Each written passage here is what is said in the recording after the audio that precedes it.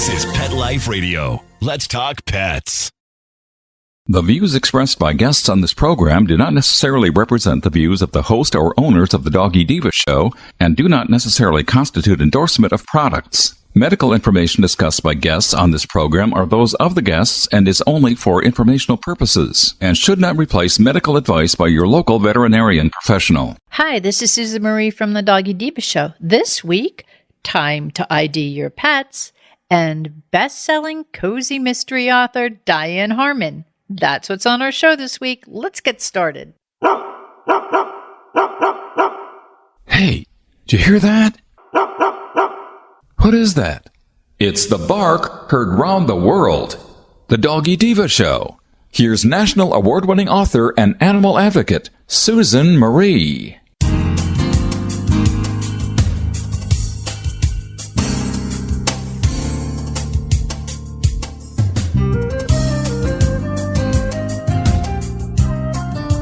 Hi, welcome to the Doggy Diva show, the show for animal lovers.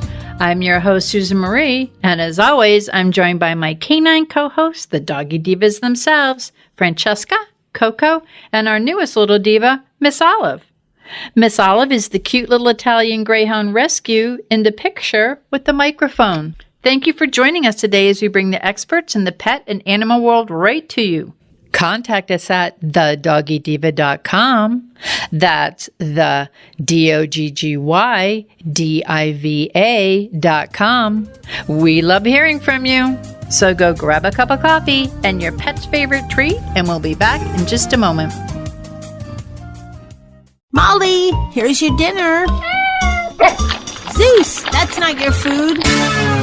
Don't let that happen to your precious cat. Elevate your cat's eating experience with the Cat Tree Tray. The Cat Tree Tray keeps your cat's food off the floor and conveniently located on the cat tree. It's the perfect way to eat. It's a beautiful wrought iron tray that easily attaches to your cat tree and keeps dogs and other critters out of your cat's dish. A must for multi-pet households. There's a 6-inch tray for large bowls and a 4-inch tray for smaller bowls.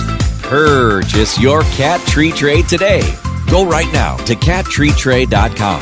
That's cattreetray.com. CATTREETRAY.com.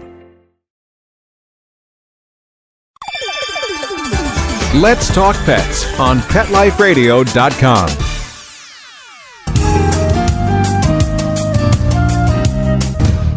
Welcome back, everyone, to the Doggy Diva show. I'm here with Monica Leighton, president of Professional Pet Sitting, with our pet tip of the week. And Monica, we've got like an important day, and actually we have an important month. It's ID Your Pet Day and Lost Pet Prevention Month. Can you tell us about that? Because this is really, really important. Absolutely. So July the 1st is ID Your Pet Day, but July is Lost Pet Prevention Month. So we're literally celebrating everything about keeping our pets safe and at home. So a couple things just to make sure that your pet is properly identified, because this is so important. I mean, this is first thing whenever you get a pet is get them ID'd.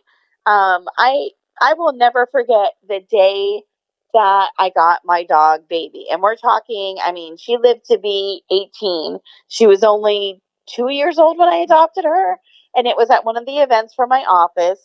And she hadn't been adopted out by the end of the rescue event. And the lady from the shelter was like, oh, I was so hoping that this one got adopted. She's so skittish. And she's at the end of her time limit that we have with her. And just so nice, but she's so fearful that nobody really gets to know her. And of course, my heart broke. My sister fell in love with the dog. She was playing with her the entire event. And my mom's like, okay. Well, we had her at home for about 30 minutes before, I don't know, somebody was walking in the door or something happened to where like a door shut and it was loud enough to where it startled her. And she flew out the door. She took out the screen door, past the front door, and literally took the door down. Like she went through the screen in the middle of the door and took the door out because she was just so fearful. And the dog was loose for like 4 days because she was so fearful. We couldn't, like, you would see her and she would come up and then she would stand about 6 feet away from you. And the second you would try to get any closer, she'd haul butt. She was just so fearful. And that happened for days and days and days.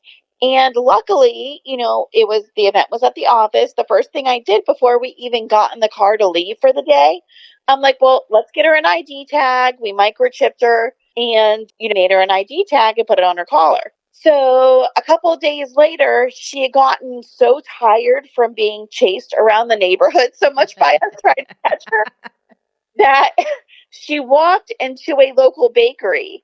Their door was open, like their front door to their business, and she just laid underneath their table and took a little nap. Oh.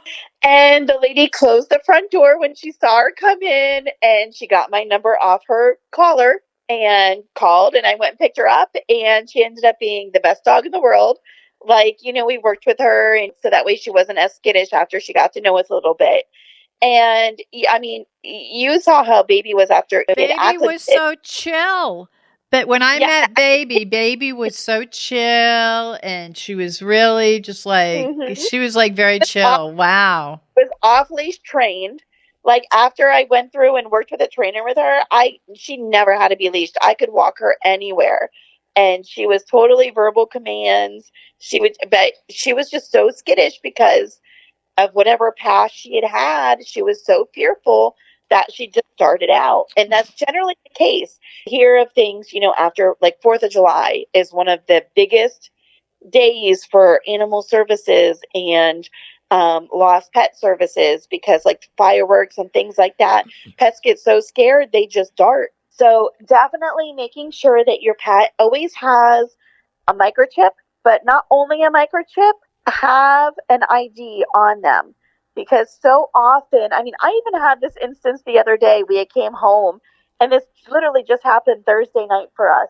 And we had just walked in the door. We were in a little late, and it was trash day. And I had sent Haley out to bring the trash can in from the corner of the house and put it back on the side of the house and everything. And she went to go walk outside, and she's standing in our front patio, and she goes, "Mom, can you come here, please?"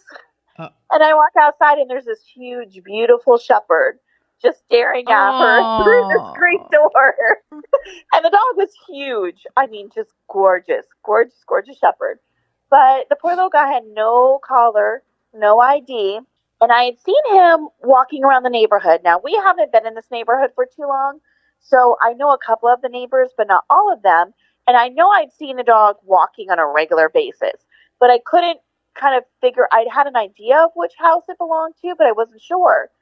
And so I, slowly approached the dog to make sure it was friendly, and it was a little standoffish at first.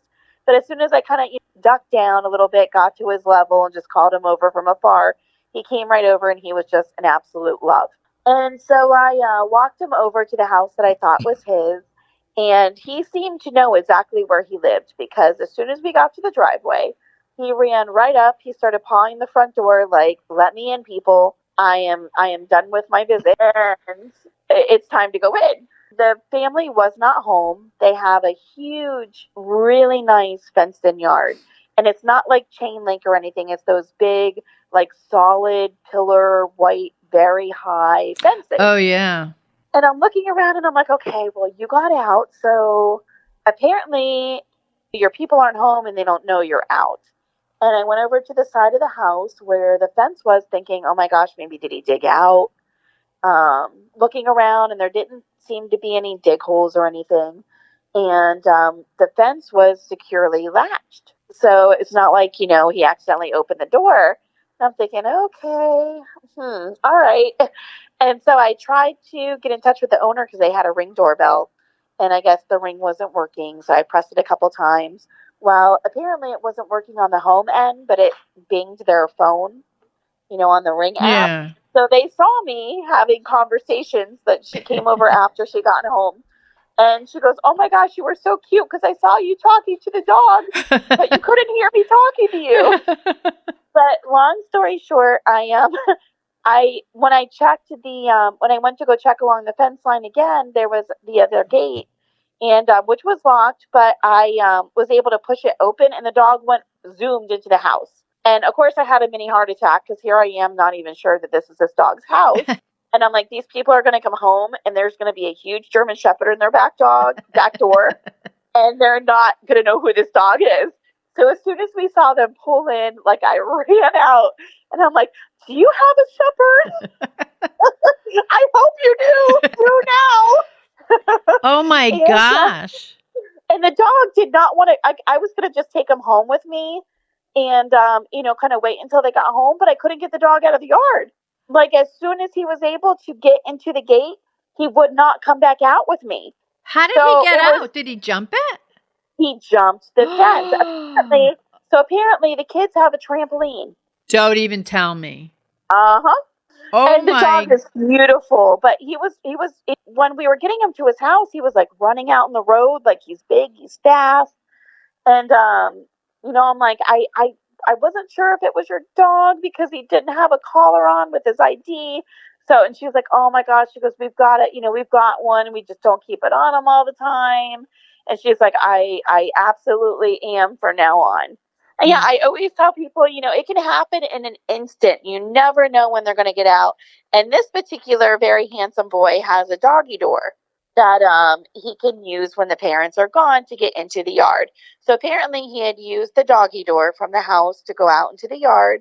And apparently he got bored and started playing and bounced himself over the fence. It's horrifying, but at the same time, you're going, oh my gosh, how ingenious that they would think. I had a friend who put one of those great big, they're big privacy fences. I mean, it was 6 feet tall, and they adopted a dog. It was like part Shepherd, maybe part Gatalua. They wouldn't know. They'd put the dog in the yard and they'd be playing and sleeping on the lanai, and then the next thing they know, it was gone. They figured out they watched it after a while, scale the fence. And that's the reason why you should always have pet ID. I learned it the hard way because one of my greyhounds, this is when we lived in New York, we had a chain link fence around our yard and we were bringing the groceries in and he pushed when you have a chain link fence, it just has that U thing that you can push up. He pushed it up and ran out because he used to watch this one dog, a beautiful Afghan. He used to watch her walk by our house with her owner. And so he went out after them. They were heading towards the highway and he went out after them and he had no collar on and they didn't know whose he was.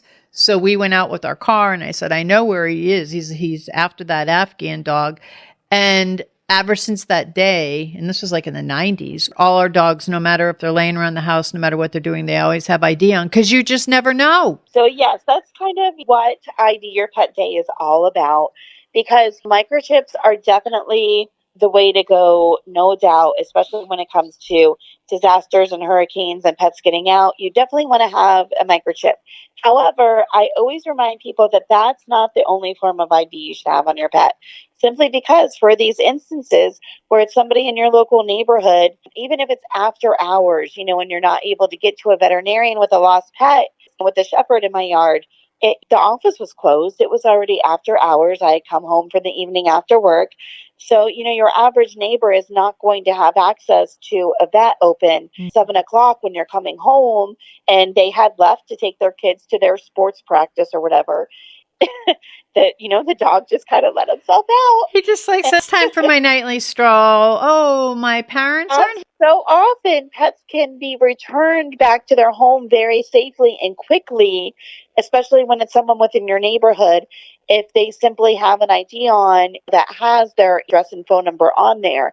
Because you kind of see your neighbors and sometimes you talk to them, but busy, every day-to-day life gets into the effect and people are working and you're always like, you see that person walking down the road that you wave hello to, like, we had seen them before when they passed the house, but we never had any idea which house was there. Having a collar on them with where they belong can get them home the fastest when it comes to something as, simple as your pet getting out of a gate or something easy like that. It gets them home much quicker than if we had to call animal control and have them picked up because we didn't know. And then they would have had to place a lost pet report, try to figure out where the pet had gone to.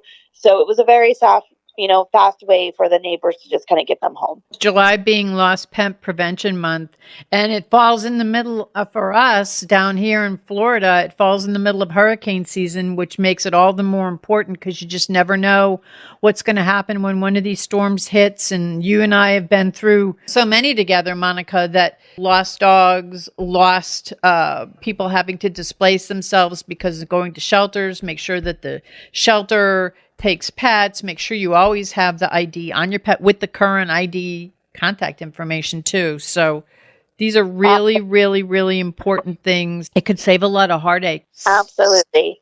So, well, as always, I thank you for bringing these great tips to us. This is really important. July 1st being ID Your Pet Day, and July being Lost Pet Prevention Month.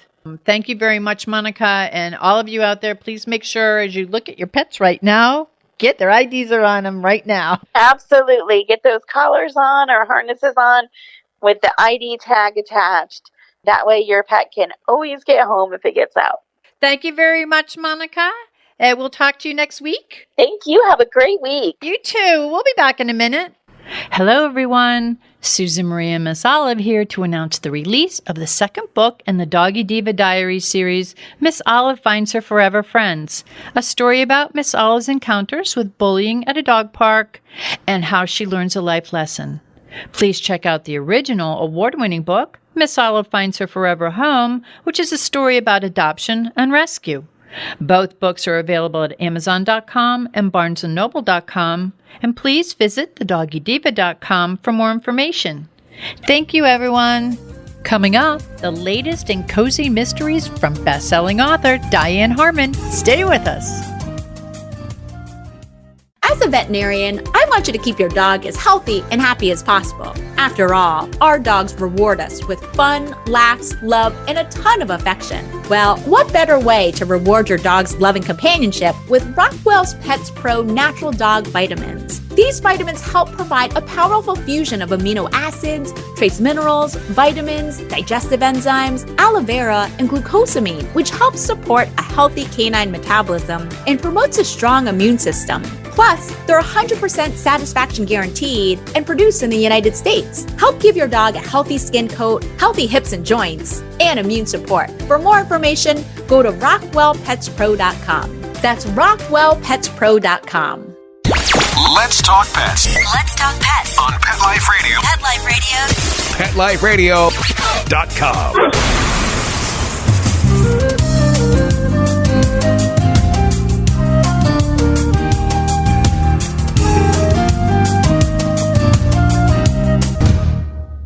Welcome back, everyone, to the Doggy Diva Show. As most of you know, I am a big cozy mystery lover, especially when dogs are featured as characters and I get to read about yummy, yummy food. Well, today we welcome back my favorite cozy mystery author. Actually, my Kindle is full of her books, who has multiple series featuring animals as key characters, and Miss Olive is so honored to have been selected as one of them. And the books have yummy food and the recipes. So my husband's happy. I call her the queen of cozy mysteries. She's an award-winning, best-selling author. Welcome back to the show, Dianne Harman. Thank you so much. It's wonderful to be back, and I love it about the yummy recipes. And I have to tell you, during the pandemic, my husband, couldn't play golf, couldn't do much. So he started really cooking. And so a lot of the recipes the last few months have been things that he's cooked and come up with. And I'm glad that we can now do some walking and things like that, because I was beginning to wonder about the clothes fitting after a certain point. I can relate to you there. And I have to tell you that even though I missed you so much, Olive and I missed you, but we feel like you were with us because I have as I said, I have your books loaded in my Kindle. John would walk by me. I have a big comfy chair I do my reading on because, we were all at home for a long time. And Yes. he would go, thank goodness for Dianne, because it keeps you and Olive, you're very happy in your little chair there reading your books. And I have to tell you, I bet you, I'm not the only one. I bet you there's so many people out there who, as soon as you, because I get your newsletter, I know what's coming, so I pre-order everything. As soon as that day comes, it's downloaded, we hop right on there and read it. I think you helped a lot of people get through this pandemic. I really do. You probably remember I decided to do something that my accountant said I was crazy, of giving a free book or putting a book at 99 cents every day. And I was just going to do it for 30 days. Well, then I figured the pandemic would be over. What did I know? So I did it for, another 30 days and then another. So I did it for 90 days. And I can't tell you how many people wrote and said, you kept me sane during this. I knew every morning I could see what was either going to be free or on sale. And I did that. And then, as I said, finally my accountant said, enough. Enough. He said, okay, life's getting back to normal, so stop. Yeah, that was just about the mess. So I did. But I hope it did. There wasn't anything I really could do during that. But I thought, well, maybe this is something that I can give to people and help in whatever way I can. I'm not out there in the battlefront or some of the people that I admire so much, the nurses and all of those people. But this was my little shot at it. Well, so let me tell you, it helped us go through, and looking forward to your emails, looking forward downloading them all. And of course, I have Kindle Unlimited, so you were like, oh my gosh, it was just so wonderful what you did. And you know what? Well, thank you.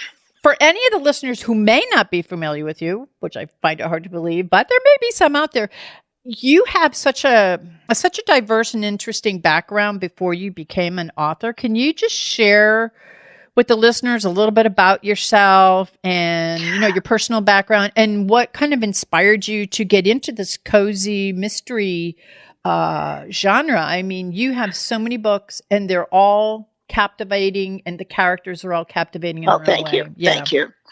I started out as an antique and art appraiser, and then I became disenchanted by how people define themselves by their stuff. So I went a different route and went into yoga and opened a couple of yoga clinics. And then my husband became a politician and ultimately became a state senator. So I had to wine and dine and entertain in Sacramento, California, where we lived. And while he was doing that, so a lot of the recipes come from that time, because we were entertaining 3 and 4 nights a week, and I was doing all the cooking. And so that's it. As far as the cozy mysteries, I had written a couple of political suspense books, and somebody said, the food in your setting is kind of like a cozy mystery. I was unfamiliar with the genre, so I picked up a couple of books and I thought, oh, I could do this. I could write a cozy mystery, and then I could put dogs in it and food and recipes. Yes. And that's exactly how it started. And my first book was Kelly's Coffee Shop in the cozy mysteries, and it just went kind of like viral or something. And I thought, what is this? And I realized there are people dedicated to this genre that read them like candy, one a day. And I kind of like keeping the books not too long. The first book that I ever wrote was something like 470 pages. And I decided with the cozies, I'd keep them around 200, 210 or something like that. So people could read it in an afternoon if they can read fast. And that's like what I do. I could literally finish a book comfortably in a day, not like I can too. Yeah, I can comfortably. It's very comfortable, and you pick right up where you're going. I mean, it's the way that you write them and the length of the book is perfect. Thank you. And I have read that more and more people with all of the Twitter and things like that, they don't have the desire anymore to sit down and read War and Peace or some huge book. They prefer to complete it. Yes. And go on to the next. And I think there's some truth in that. In fact, Amazon is just starting a new thing called Bella or something like that, where they're doing it in installments. Wow. Because people don't want to spend that much time reading. So it's kind of like the old serials or something like that. Yeah, the novellas and stuff. Yeah. but I'll be curious to see how it works. And I think maybe the younger generation, particularly, they're used to that instant. Yes. Oh, yeah. So we'll see. Interesting times. Interesting times. And now, with all the stuff that you've done, how did you incorporate all of those life experience into your books and into your characters? It wasn't done, as something I really felt I needed to do. It just kind of came up. I find I love to travel, so naturally there were places that the travels, they're from there, the food, or from my experiences. And then when you're older, as I am, you have some life experiences, and they're bound to put themselves in the book. Other than writing dystopian or something like that, I can't believe that most authors don't inject a bit of themselves in their books. I think you almost have to, because that's your view of the world.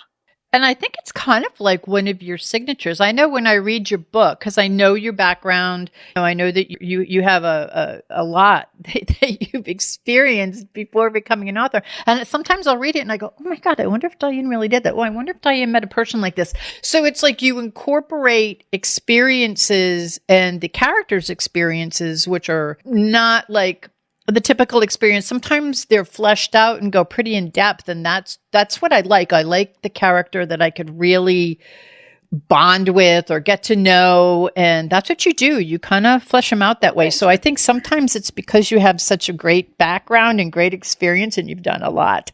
So I have in the high desert, the lead character is an antique and art appraiser.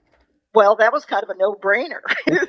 And that's one of my favorites. That's the one Olive was in. Yeah, that's what I just loved. But I loved Miss Olive, and I loved Miss Simone in that book. I just thought that was so fun. Yes. And I love those characters too, by the way. I've had people ask me, well, who's your favorite character? And I'll say, well, that's kind of like, who's your favorite child? Yes. You can't make a decision, because at the time you're writing it, you love them, or you wouldn't be writing it, I wouldn't think. How many series do you have now? I don't know off the top of my head, but probably around 8 or so. What I have done, once in a while, I'll write a book and start a new series and think, oh, this is really interesting. But the public doesn't like it. So I don't want to spend my time continuing in that series when I can write a new book in a series that I know my readers really like. Well, I want to tell you, during the pandemic, something good came out of it for me. You started to write this series that I finished the book like in an afternoon, the first one. And it's the Chef Dani Rosetti Cozy Mystery. You started, I think it was last summer. Yes. And I have to tell you, Dianne, I love that. I mean, I love your characters, but I really love that character. I love what she does. I love her sense of independence, but she's very compassionate and caring and smart. So I like her too. Yes. I had fun with her.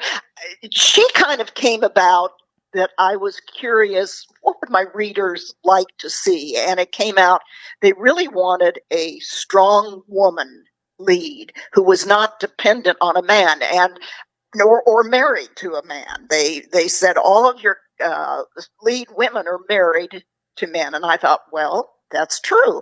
And, I had a number of women say, I'm single and I'm very strong. So I'd like to see one about that type of a woman. That was the genesis for the chef. And of course, I wanted to make her into something that interested me as far as her vocation, and cooking certainly did. I could see that, yeah.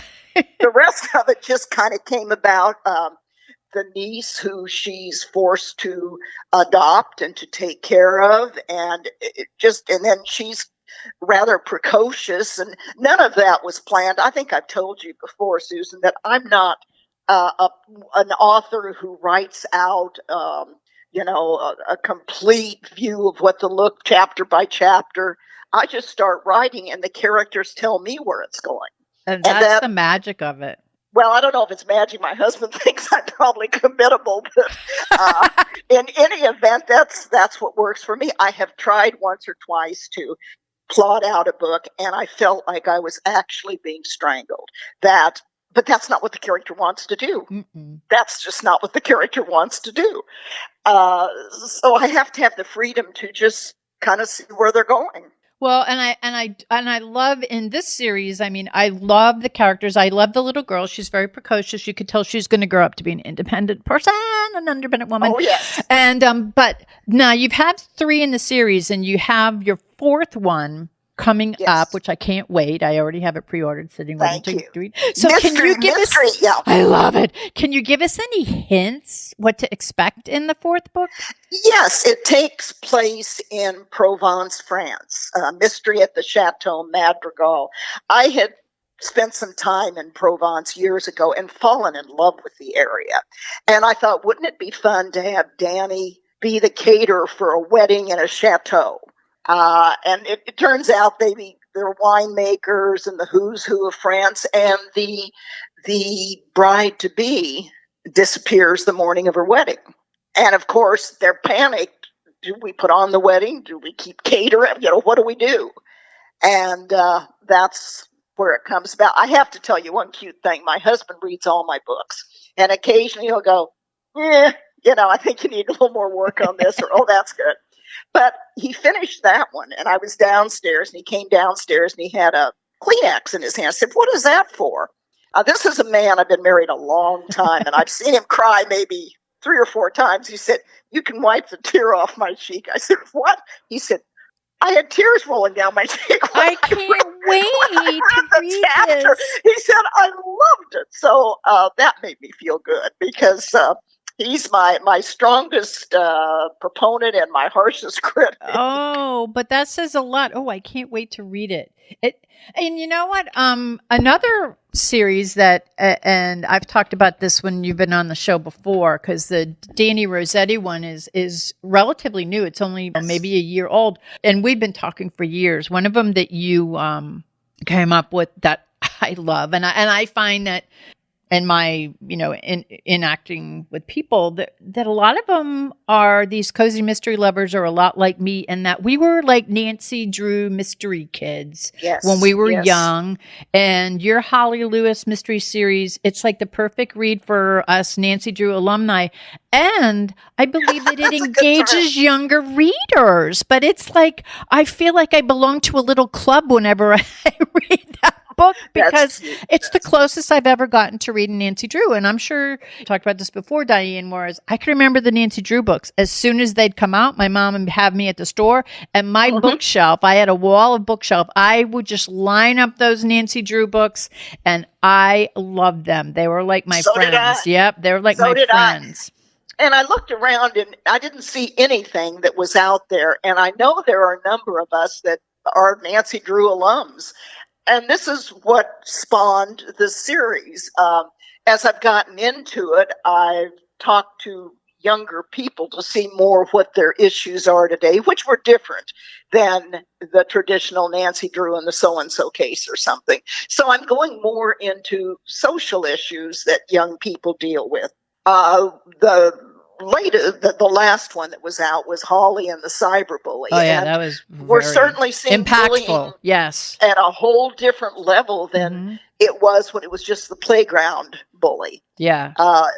And so I wrote that one. The next one that comes out is Holly and the Underage Party, and that comes out, I believe, in the beginning of July. And it's really a book about choices that young people make. And most of the people I know, certainly I did, went to underage drinking parties. Is it good? No. But is it a fact? Yes. But going to one and doing it once or twice is quite a different thing from doing it habitually, drinking to the point where you're blacking out when you're driving and hitting a car. And what if it had been a person? These are some of the ramifications if it goes a little too far. And so that's what spawned that book. Just that it is a problem, and it's always going to be a problem. I mean, there's no answers to that, but it's there. And maybe if people think a little bit about it when they are at one or something, that would make me feel good. Well, and that's what's important about this series, because it's not in your face social issues, but it's like there's always like an underlying there's like a social issue, that, like you said, the last one was bullying, there was homelessness, food. I mean, there's just so much, and it's a subtle thing, but it also is great. That's why I say, for me, I'm a Nancy Drew alum, but I mean, for women who want to bring their, whether it's grandchildren, daughters, whatever, into the fold, because it makes you think, you learn how to figure out things. I'm telling you, it helped me figure out a lot of things. And I became an employment investor doing legal things. And my dad and my mom used to joke, thank goodness you read Nancy Drew books, because you can figure anything out now. And that's how I look at this. And I think that, people who want to have their younger kids read it, I think it's a great way to segue, not only trying to figure out who or how it gets done, but also it introduces them to maybe some social issues that they don't have a lot of experience with, or maybe know a little bit about, but don't know a lot about. So that's why I like the Holly Lewis series. I think that well, thank you. It teaches people a lot. Now, before we go, is there anything else that you want to share? Any new books, other new books coming out, or anything we should, because I have those two, and I do have another one ready to be downloaded that it's new for me. So is there any other books or anything you want to share with us that's coming up? I have one coming out, I think it's going to be the very end of August, The Dear Reverend. And it's a standalone book. I'm not looking at it as a series, although if enough interest is generated, I might. And it's kind of a family saga of what's really important, fame or fortune, or family, fame, fortune, or family. And choices we make, decisions we have to make, and what the protagonist has to make in this one. I hope it resonates with people. This is one I wrote about 8 or 9 years ago, and it was a big book, and for some reason I never published it. I got into the cozy mysteries, I think, about that time. But it's always stayed with me, and I kept finding myself going back to it. And then I thought, well, I'm just going to put it out there and let's see what happens. And again, there certainly are social issues in this one. But I think that at the end of it, you may have a little tear on your cheek, but you're going to have a smile on your face. So I hope everyone looks forward to it, because I am. Well, I can't wait. I have that one. That's on my list too, so I can't wait. I just wasn't sure if it was a standalone or if it was part of a series, because it looked like something new, and I can't wait to read it. So good. Now, where can the listeners go to learn more about you, to learn more about your books, to get on I love your email list, because I always know what's coming up. I know what's coming out. I know and I'm sure that there's many listeners out there like me that's their Kindle is probably the most utilized object in their house. But yes, unfortunately. Yes, I know. And where can they go to find out more about all this? Well, you can go to my website, www.Dianne, Dianne Harman, HARMAN.com, and sign up for my newsletter, and you'll receive a couple of free books, and then you'll receive my newsletters, which will always tell you what's happening with new books, what's on sale, what's free. And I also have new releases by other authors on there, or deals they're doing. So it's not just about Dianne Harman. It's also about, in fact, just this week I put on a book about a debut author. It was her first book, but I thought it was good. I saw that. Yeah, I'm thinking that I might get that. That looks like it's an interesting book too. Yeah, it is. It is. And so I feel that no matter how many books one reads, there's always more room and new authors. And I know I'm always thrilled when I find a new author that I really like, because sometimes I get jaded. It's the same old, and they're not writing any more books right now. Or I'm waiting for them. So I understand that. I need new blood. Thank you again for being our guest. I'm so glad we got you back on. I'm so glad that the pandemic and COVID were kind of all putting it behind us, moving on. And thank you for helping me get through it, Miss Olive and I, with your books. I read and reread things. I mean, it actually kept me helped keep me going. So, and I'm sure many other readers did too. And I also want to thank you personally for including Miss Olive in the Murder in High Rollers. No! She's on the cover and she's so cute. So I've had several, people tell me, oh, I love that cover. So she's had her day and is still having it because people are still buying. So I love give it. her a hug and a kiss for me. I will. She's right next to me, and she knows. She knows I'm very happy and animated about this. And thank you, because you know what? You captured her characters like a little bit magical and very cute. And of course, we have her in her little Carrie thing. So she is like, you had her down to the T. So I thank you very much. And as always, we love having you on the show. I've got to get you back on in a couple of months. We'll talk about some holiday, get things ready for people to get their Kindles loaded up for the holidays. So, Dianne, it's always a pleasure. Can't wait for my new books again. Holly, the latest Holly Lewis book is going to be coming out soon. The new Dani Rosetti book's coming out soon. And then Dear Reverend's coming out. So get the newsletter. Go to DianneHarman.com. And for those of you that aren't quite sure what we're talking about, you're going to find out real quick and be glad that you did. So, Dianne, thank you so much. Thank you for having me. I really appreciate it. And happy post-pandemic. Yay! Woohoo! Thanks. Thanks so much. Talk to you soon. Bye-bye. We'll be back in a moment. Take a bite out of your competition. Advertise your business with an ad in Pet Life Radio podcasts and radio shows. There's no other pet-related media that is as large and reaches more pet parents and pet lovers than Pet Life Radio. With over 7 million monthly listeners, Pet Life Radio podcasts are available on all major podcast platforms. And our live radio stream goes out to over 250 million subscribers on iHeartRadio, TuneIn, Stitcher, and other streaming apps. For more information on how you can advertise on the #1 pet podcast and radio network, visit PetLifeRadio.com/advertise today. Let's talk pets Let's talk pets on Pet Life Radio. Pet Life Radio. PetLifeRadio.com.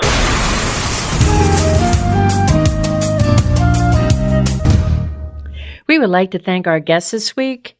And also, as our Doggy Divas always say, please love your pets because they love you unconditionally.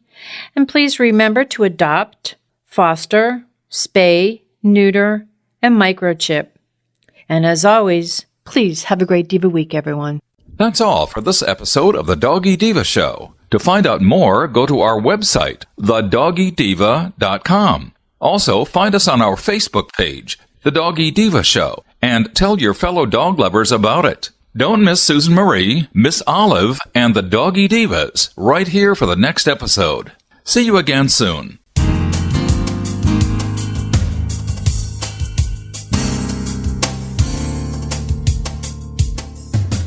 Let's Talk Pets, every week on demand, only on PetLifeRadio.com.